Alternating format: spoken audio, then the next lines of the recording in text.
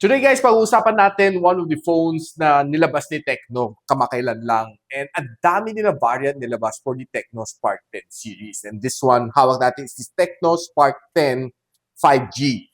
This is the only variant na may 5G capability ni Spark 10. So pag-uusapan natin in full details about this phone. Would it be better than the Pro variant? After this quick intro. Hi guys, ako si Richmond ng Gadget Sidekick and welcome back to my channel. Itong TECNO SPARK 10 5G na may 8 gigs of RAM and 128 gigs of storage is currently priced at $8,699.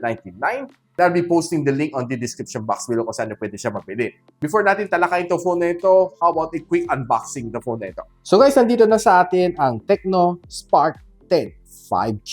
Meron siyang high-res audio. Itong design niya sa gilid. So ang color na meron ko is Meta Black 8 plus 128. So, kita natin design ng box niya is a little bit better compared sa 10. Buksan natin. Some quick specs. So, makita natin, laki na kanyang camera module. And nakita natin kanyang design, no? Is parang box-box type sa likod, which is a little bit hologramic. So, medyo maganda. 12 plus 1 warranty ng TECNO. User guide. Jelly case.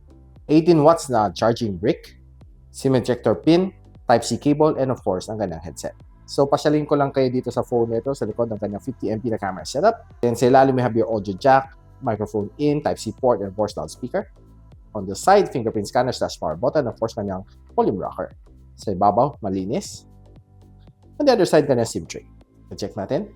Kita natin is a triple card slot, micro SD cards expansion, and of course, dalawang 5G SIM. And ang kanyang front-facing camera is a teardrop lamp. So, guys, nakita na natin ang full unboxing nitong phone na ito. And this is the only variant na merong ganitong design sa likod. E makita natin pati box niya, pinakita rin niya ang kanyang design.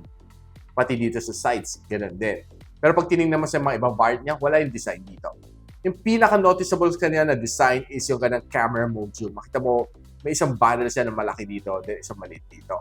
So, medyo stand out siya among the 4 variants na nilabas ni TECNO. And what's nice dito, pag inilawan mo siya, umiilaw din itong mga design niya, which looks kind of cool. Parang puzzle. So, even though na ito yung pinaka-premium variant niya, nandiyan pa rin kanyang audio jack, which is definitely a plus sign for me. So, itong phone na ito is being packed with a MediaTek Dimensity 6020. It's a 7nm chip. It's an octa-core na may 2.2 GHz ang kanyang speed. So, swiping left and right, okay naman. Quite smooth naman ang experience ko dito sa phone na ito.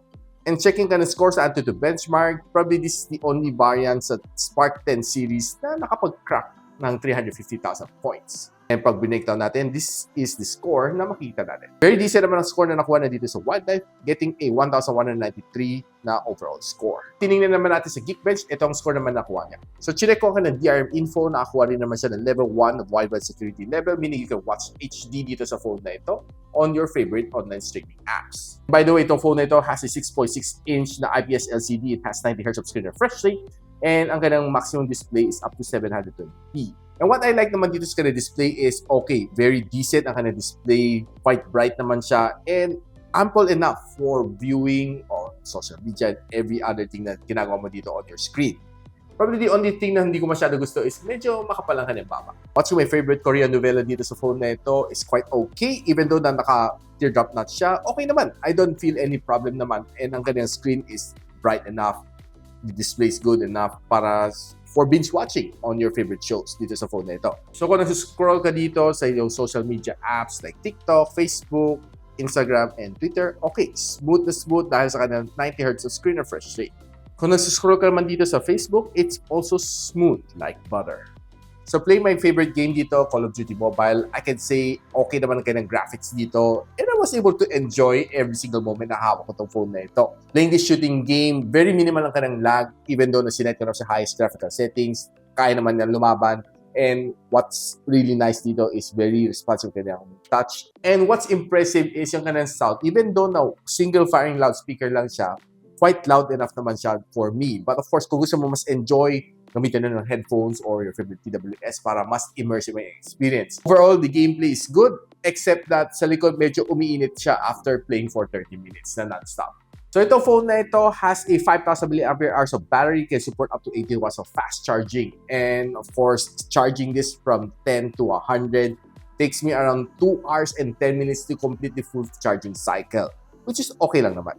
What's nice dito sa phone na ito, medyo bakunatin ka ng battery. It was able to give me roughly 14 hours of screen on time.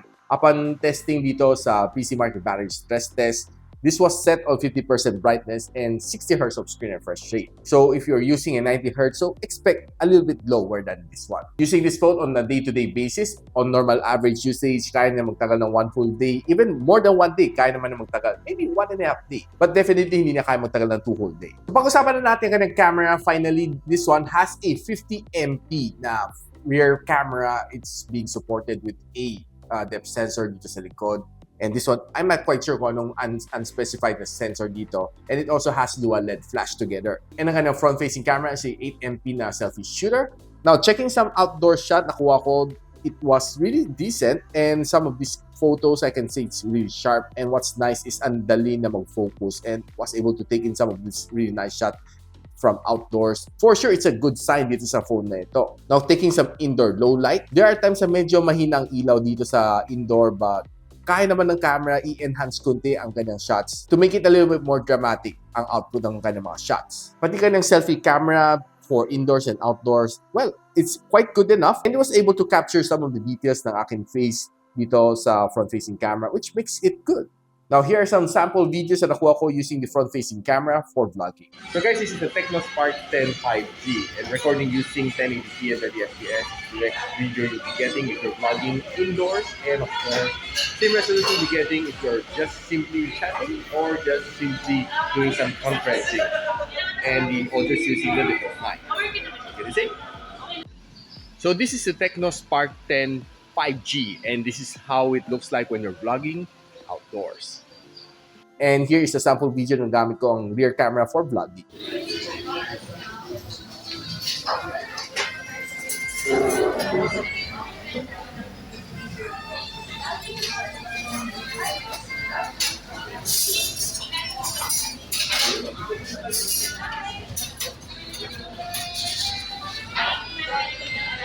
So guys, if you're asking me kung itong phone na ito is worth it for 8,699, well, for me, it's quite good enough. And the design is definitely a better one compared sa ibang Spark 10 series. But for me, personally, I would highly recommend you get the Spark 10 Pro.